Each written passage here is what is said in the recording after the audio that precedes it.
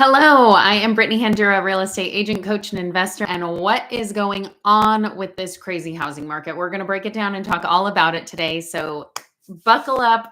We're diving in. So, of course, if you have opened the news, looked at anything, you're hearing lots of different things about the housing market. And that's because lots of different things are happening. There's lots of volatility in the economy in general because as tariffs start, stop, come on, go off, are threatened, pulled away, all of that kind of stuff. There's volatility in specifically the bond market. And the bond market is what is actually tied more closely to mortgage interest rates. And so when people start saying, ooh, the US economy is, questionable right now, then the bond market is not doing as well. And that's what actually is more closely tied to interest rates.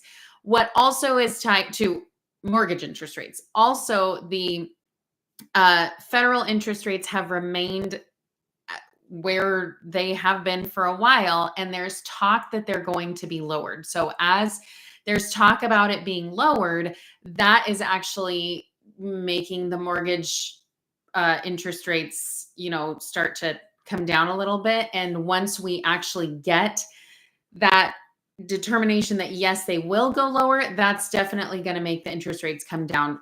Okay, I say definitely, but we really have no idea what's going to happen. But in general, that does make the interest rates go down ever so slightly. Now, what does that mean for buyers and sellers? Well, for buyers, what that means is that housing affordability is within your grasp again. But what it also means is that a lot more buyers have their eyes on the same houses that you do. And so if you're looking at a house and interest rates go down, now all of a sudden, a lot of other buyers are looking at that same house because now it becomes affordable for them too. So if you're a buyer, you really want to get in now. Now's the time to buy because you don't want to wait for all of those people who come to the market, because what happens, remember, real estate is always and forever about supply and demand. So if the supply is low, which in this case, we're talking housing inventory, which is picking up, but is still not at the level that we need to be able to tip the scales into being more of a buyer's market. That's just the reality of it.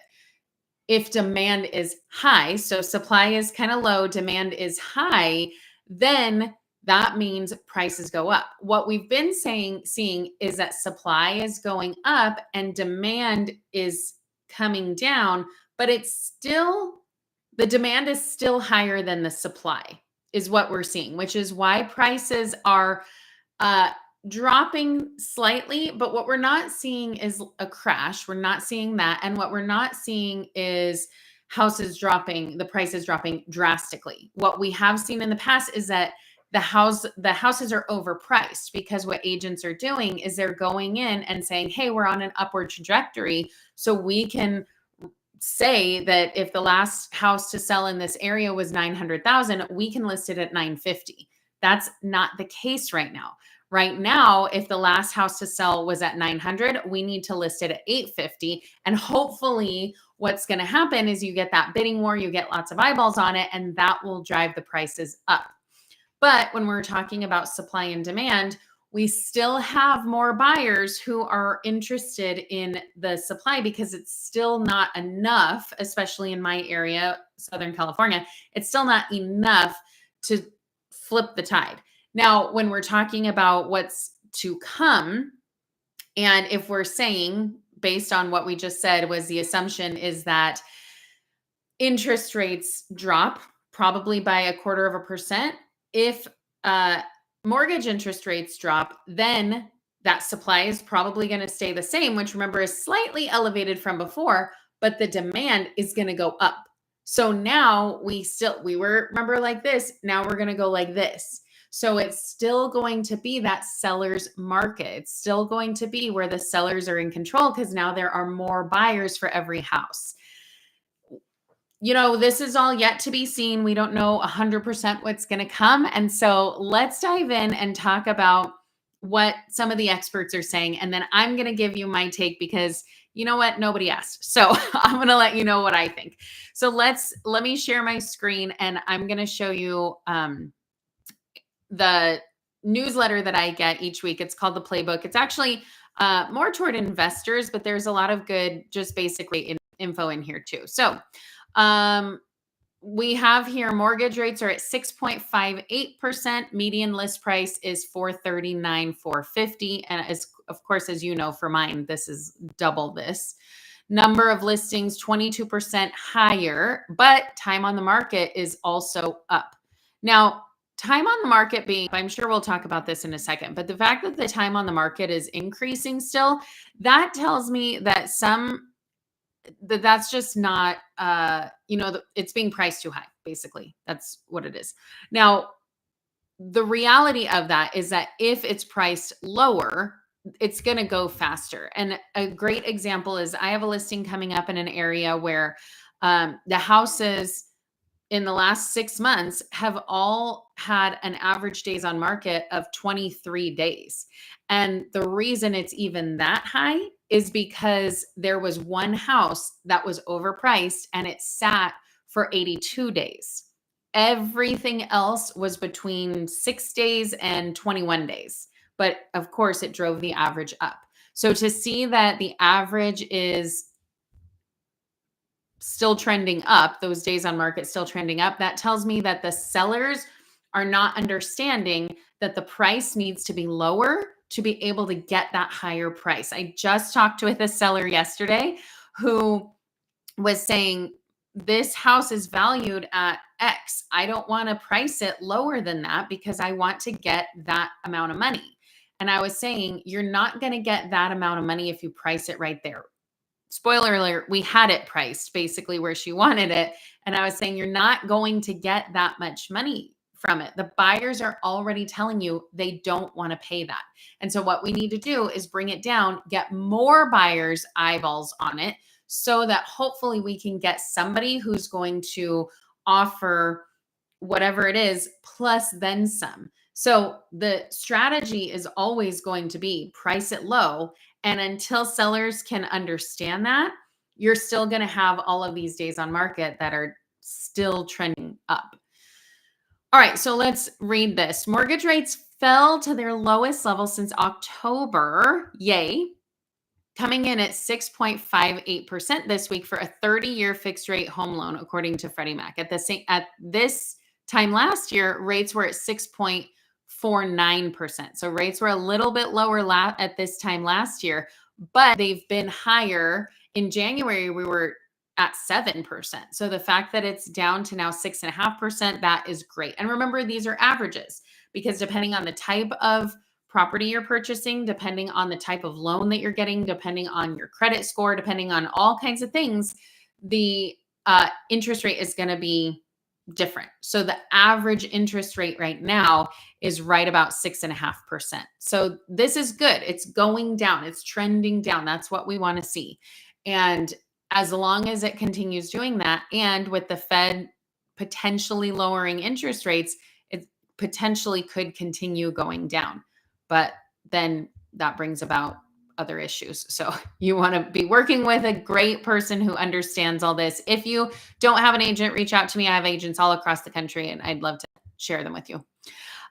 Listing prices stayed flat year over year. Currently, the nationwide median hovers at 439,000. So it stayed flat. It did not go down, which this is the thing that so many people are saying is that housing prices are dropping, housing prices are falling.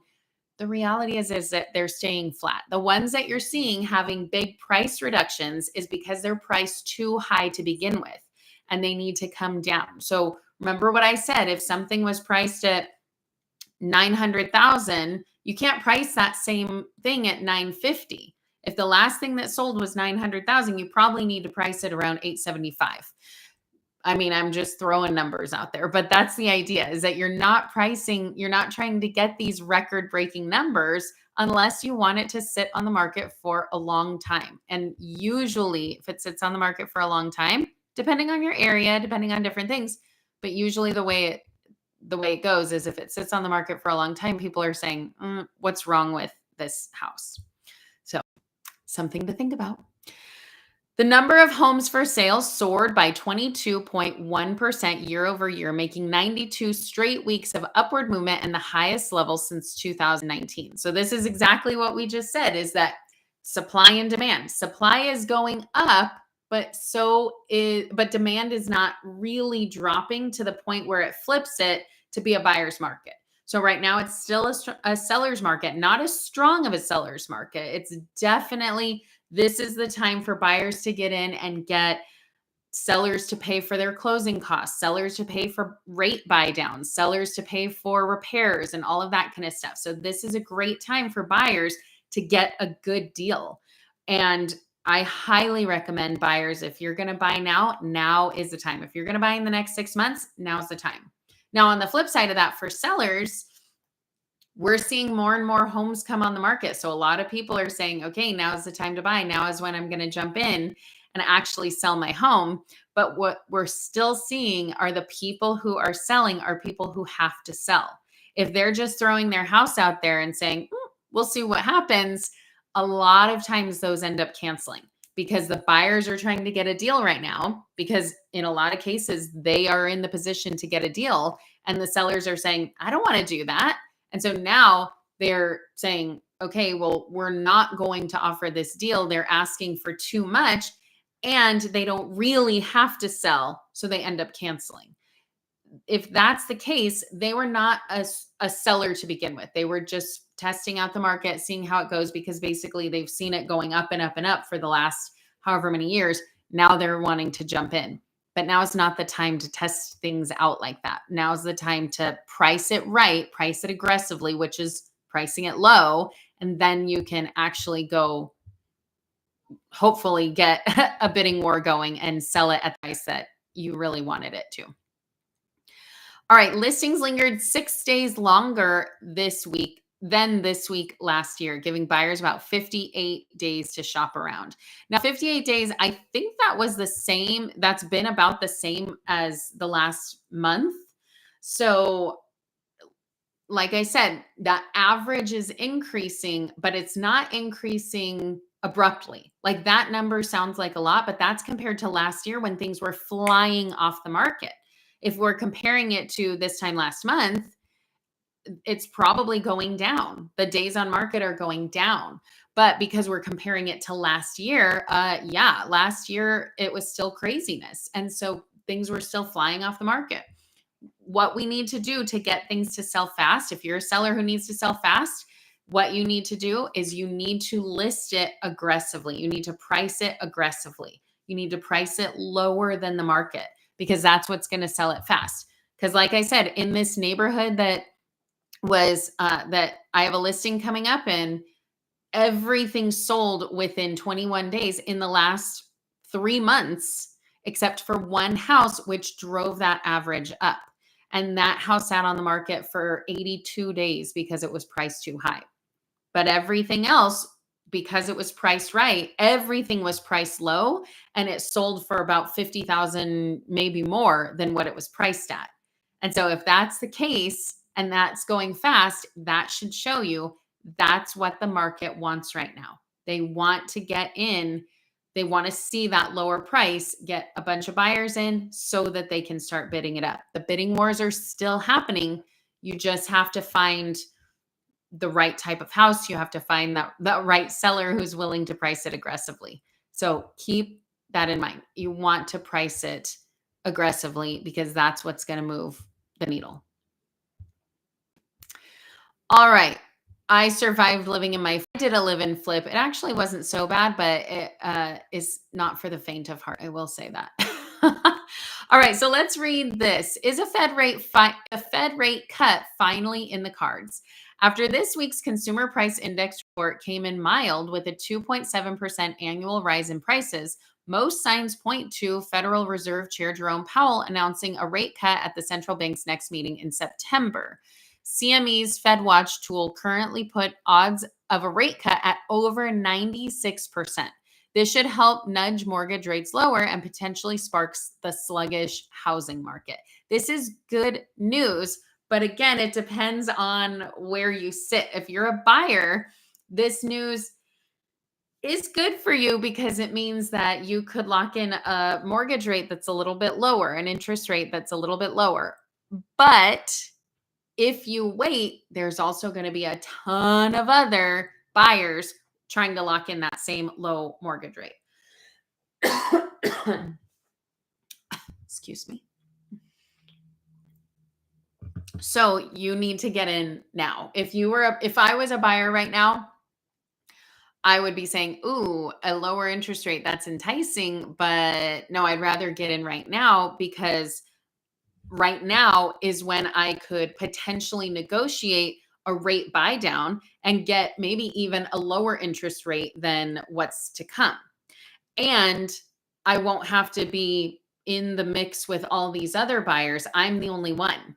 So now, if I'm the only one, I'm putting in a strong offer and I can still get potentially some rate buy down, some credits from the seller. Now is a better time because when all those buyers come to the market, you're not going to be able to get the kind of deals that you're able to get right now. So for buyers, now's the time. For sellers, I hear different things that's coming in the market. There are different things that are saying, okay, like the market's shifting. We see that, we know that. Housing, you have to, like the houses aren't flying off the shelf like they were before. They're not making it so that they're pricing it so high. It's not going as high. You can't start it out wherever you think a number you want is and then go from there. That's not the market we're in right now. However, the market that we're in right now is saying that you can still sell as long as you price it right. You can still sell, and you usually can sell at a higher amount as long as you price it right. Now, of course, this is market specific. So if you're in a market where there are like so much inventory, so many new builds and all of that kind of stuff, this is going to be different. That's why, the numbers that we talk about, these are averages across the country. Whereas if you really want to get into the nitty gritty in your area, you have to connect with a local agent. You have to connect with somebody who knows your area inside and out. So if you need help with that, reach out to me. I got people everywhere. All right, let's keep this going. Where is it? Okay. Home sellers take a haircut. Okay, so we just talked about the sellers. Let's see what they say. Property analytics from Colty, I can't read. I can't see. Found that over half of all real estate sales in May went for below the asking price, the highest share recorded in 5 years. Find out if your area is fetching below or above the asking price. Now, this is basically what we were talking about. Sellers and agents are still pricing things a little too high so that they need to either accept a lower price offer or they need to reduce the price. Now, this is the case for lots of people because especially if you've been trying to sell your house for a couple of months, the market shifted and it shifted quick. And so I have a listing that's been sitting because we priced it too high in the beginning. And now we're back to the market and we're trying to push it saying like, hey, now it's a lower price. Now is the price that it should move. And we have, guess what? We've had nothing happening. But now we have showings lined up. We have people excited. We have interested parties because it's priced right. So when it's priced attractively, appropriately, that's when you get buyers. That's when people want to come in. So sellers, take note, and agents who are representing sellers, take note. You want to make sure that you're pricing aggressively to sell in this market. That is the way to get ahead in this market. So you want to make sure that you understand agents how to have that conversation with your sellers and sellers how to have that conversation with your agents. The rent may not be too damn high anymore. Asking rents in the U.S. have been dropping annually for 2 years straight, landing in July at $17.12 for 0 or 2 bedroom apartment, 0 to 2 bedroom apartments, according to Realtor. This is interesting because as we've been hearing for so long, rents are just going up and up and up and up and up. But what's interesting about this is that, if somebody, so some of the conversations I've been having with my colleagues is because of the volatility in the economy as a whole, if you've watched me, you know where I stand and all that. But because of the volatility in the economy as a whole, what we're seeing is that even if people have a good amount of equity in their homes, maybe their jobs are shaky. Maybe they have been laid off. Maybe, we're seeing this. We're talking to clients who've been laid off. They're late on their mortgage. They're getting a notice of default, all of that kind of thing.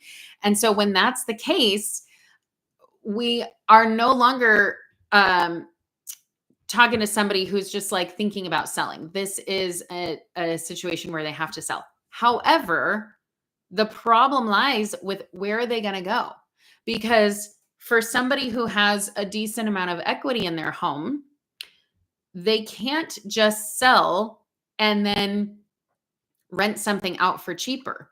That's been the problem for the last few years, is that rents are higher than what their mortgages are. And so now we're talking the rents are starting to come down, which is good. But if somebody's lived in their house for 5 years, their mortgage is still likely 2-3%.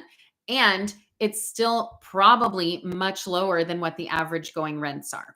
So it's really hard for somebody, even if they are in a situation that is terrible and they're having a lot of problems and they're struggling, it's really hard for them to make the decision, should I sell? Because if I sell, where am I going to go?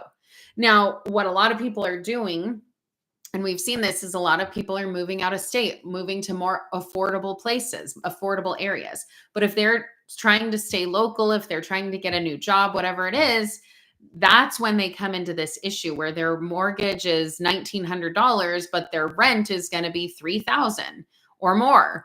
And that's where, that's the issue that people are running into. And so at that point, talk to a lender about refinancing, talk to somebody about really trying to figure out what can you do to stay in your house and hopefully weather the storm, because that's a lot of times what's going to happen, because rents are so high right now. But it's saying rents are trending down. So that's a good thing. We want to see rents trending downward because they have been so high that nobody can afford it. And so we need to, there is a housing crisis. We need to figure out how to solve this housing crisis. And part of that is rents not being so astronomically high.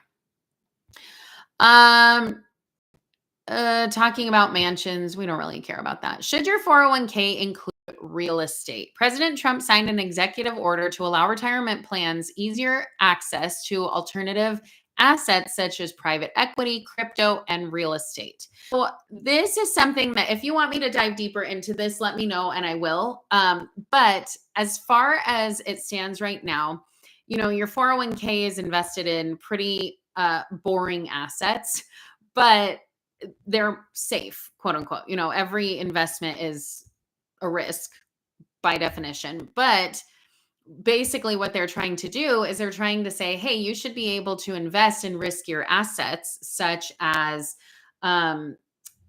private real estate investment trust, different things like that, crypto, all of that kind of thing. So what this does is it makes it so that 401ks, which are supposed to be, the safe bet, are much riskier. So we can weigh in on that. You tell me if you want to hear about that.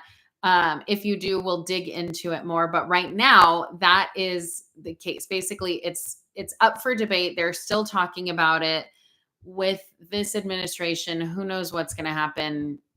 Who knows? So it could be something that it stays. It could be something that goes, I don't know. Okay. All right. About the Fannie Freddie IPO,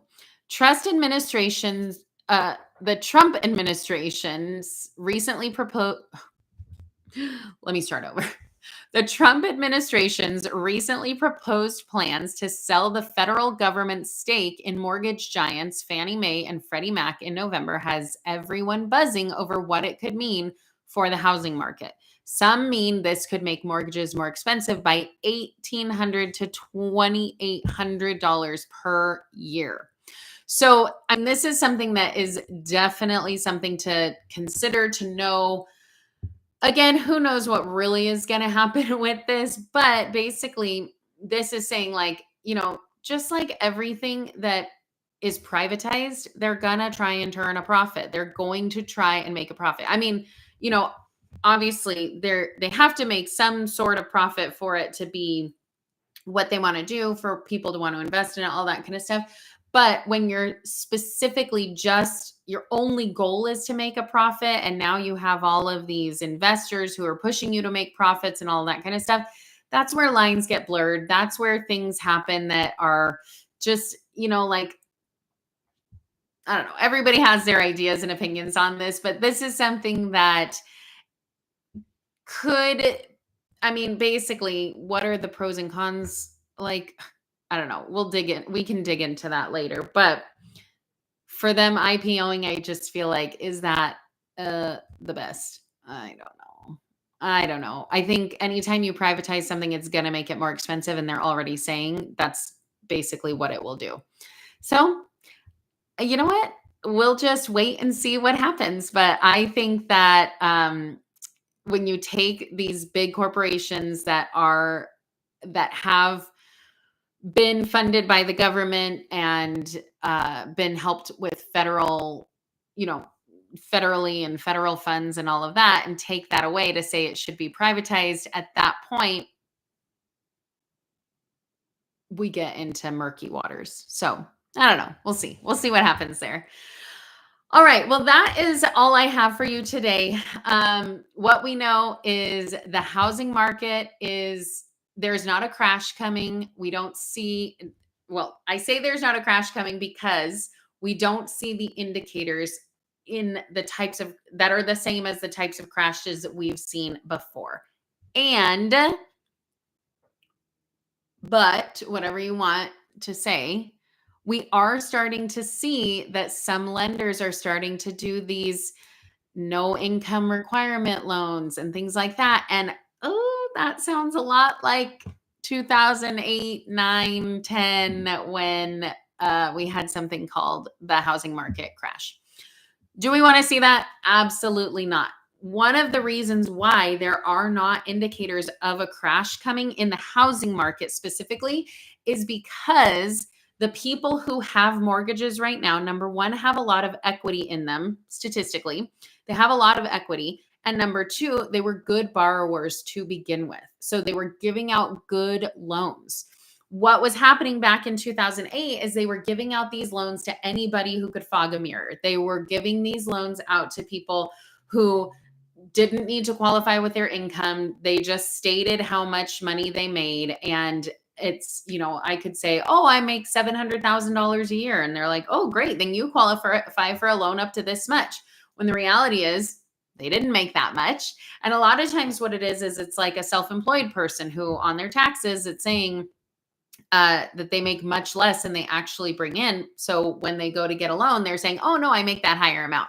So these are not good loans, because what ends up happening is they're approved for a much higher amount than they can't pay their bills. What we were also seeing is the adjustable rate mortgages. So there were a lot of ARM loans back in 2008, 2009. And basically what you would get is you would get a loan to cover 80% of your property. And usually that was a fixed rate loan, but then you would get another 20% loan to cover the rest of it.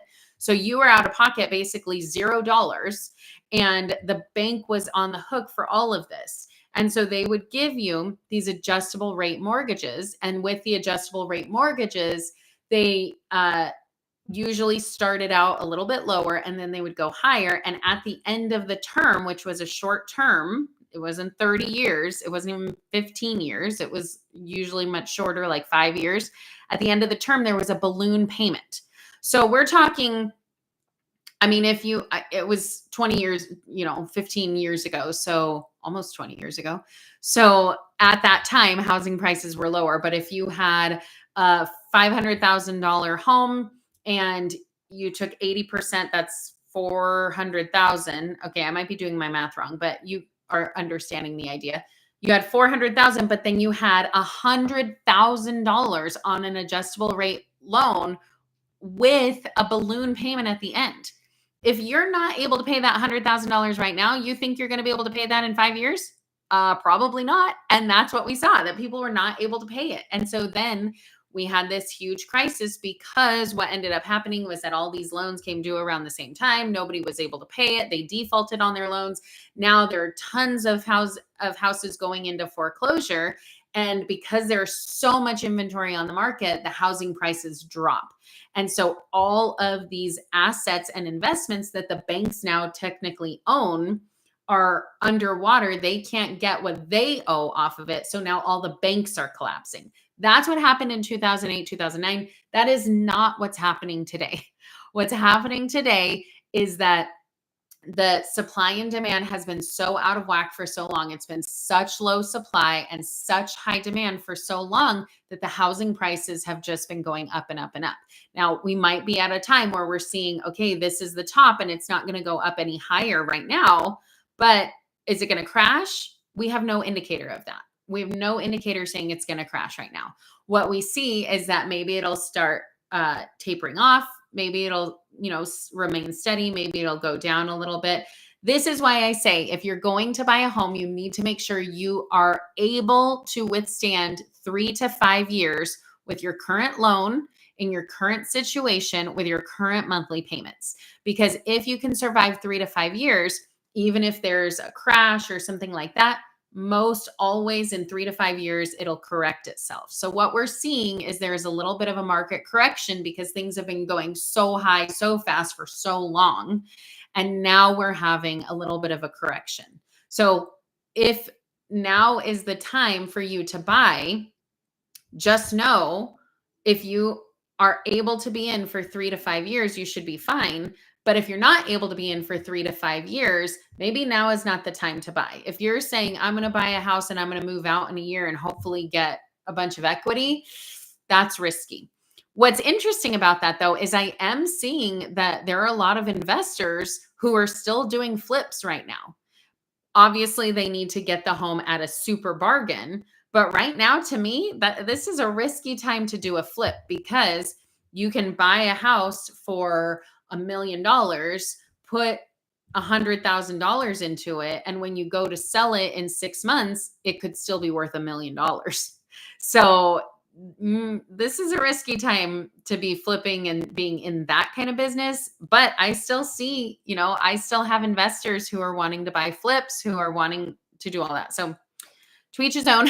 That's for them to decide if that business model works. But in general, for buyers and sellers, as long as you can withstand 3 to 5 years at this current mortgage interest, at these current monthly rates that you're going to have, your current bills, all of that, you're likely going to be just fine. And if you're a buyer or seller, reach out to me. I can connect you with a great agent in your area, no matter where you are. I'm in Ventura County, California. So of course, reach out to me. Real estate agents, I do a weekly training every week, Tuesdays at 9:30 a.m. Pacific Standard Time. Link is in the description to sign up for that. It's totally free, open to all agents. We talk about all kinds of things to grow your business, build your business with Brittany. And I also am on here every Thursday around this time, 3 o'clock-ish. So join me here every Thursday where we'll be talking about the market, what's going on. This is good for buyers, sellers, and agents. So join me here next week. I will see you then. Talk to you later. Bye.